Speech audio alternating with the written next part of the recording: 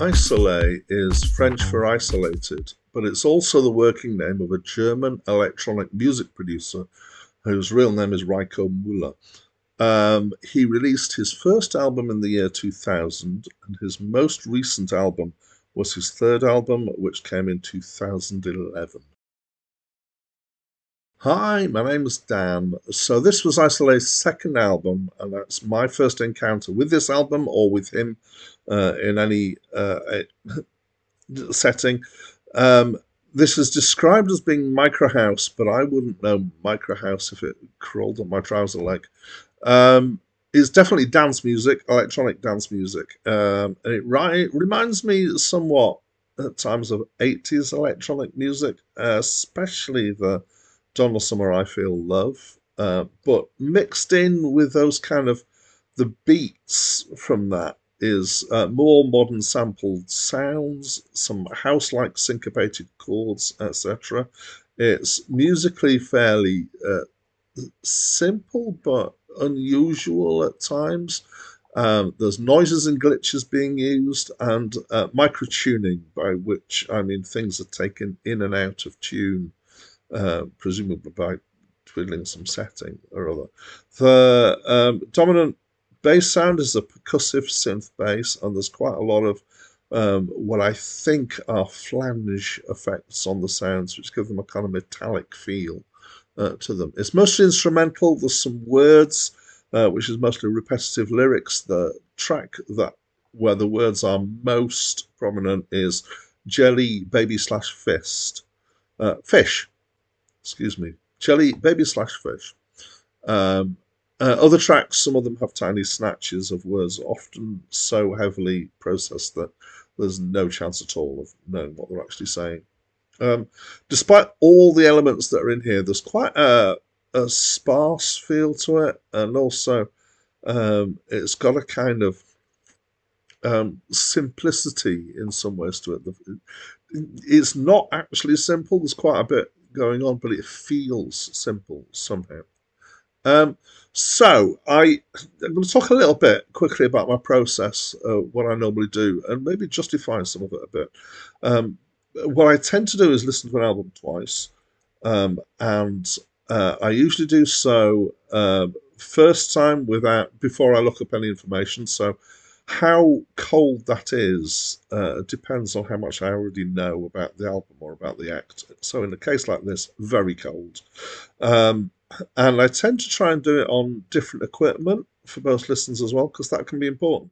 Now, I don't have an all-singing, all-dancing, expensive hi-fi that is kind of top-end and gets absolutely the best out of music listening to it. And one of the reasons that I don't use one is because I don't have one, but I justify this under the thought that actually I'm trying to review these albums for general listening for people, and so there are several things that I embrace as a result of that. So one of them is listening in very different settings. So some of the common settings that I listen to stuff, I've got a reasonable system in my car, and this all started by me wanting to listen to music on my commute to work and back. My laptop's got little speakers on it, so everything's kind of thin and weedy on that. Obviously, if I play through a phone without headphones, then that can be fairly weedy as well. I've got some good headphones, so probably the best quality listens I've got are my headphones. But I've recently acquired this, which is a little Bluetooth speaker, which has a particular sound to it as well. And this is interesting because a lot of people listen to music on things like this, so I think it's worth having a listen sometimes on these things. The other thing that I do is that I don't necessarily sit down and listen to an album and do nothing else. And again, this is not the reason why I do it, but I can justify this by explaining that that's how people listen to albums predominantly. People don't go, well, some people do, and it depends on your settings, but predominantly people don't go, right, I'm going to put this album on, I'm not going to do nothing else, I'm just going to concentrate on it. So they're usually doing something else as well. And you listen in different ways depending on how much attention you're paying, I think. The reason I wanted to go through, talk about this particular time is because I did listen to this album the second time on this speaker. I was also paying it less attention the second time, and I liked it better on the second listen. So it sounded good on a little Bluetooth speaker. To me, generally, it sounded better to me when I wasn't listening to as carefully. And it's meant to be dance music. I'm not listening to dance to because nobody wants that to see me dance. Anyway, so yeah, I liked it more as slightly background, but I still got to the point with the last few tracks, particularly, where I just got really, really irritated by the out of tuneness of it. And this is the micro tuning thing that's going on here.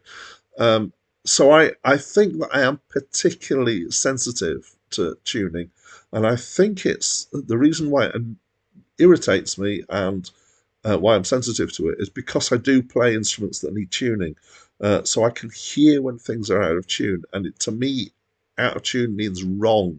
I've been taught for many years of playing instruments that you've got to be in tune and you've got to do things in tune, otherwise you react against it. And so if I'm presented with music that has out of tune elements in it, I do really pick up on it, and I really find it something that I struggle with. Okay. Generally speaking, some of it I kind of enjoyed. Again, as background, I was kind of bopping along a bit, but mostly I found it very repetitive. I found it a little bit kind of empty in terms of actually interesting things going on. And so I'm not really a fan of this. And it's, yeah, I am starting to find that there is electronic music that I'm not as keen on because generally, in principle, I quite like electronic music. So that's my opinion. I'd love to hear yours. So talk to me please through the comments box. That's it from me for now.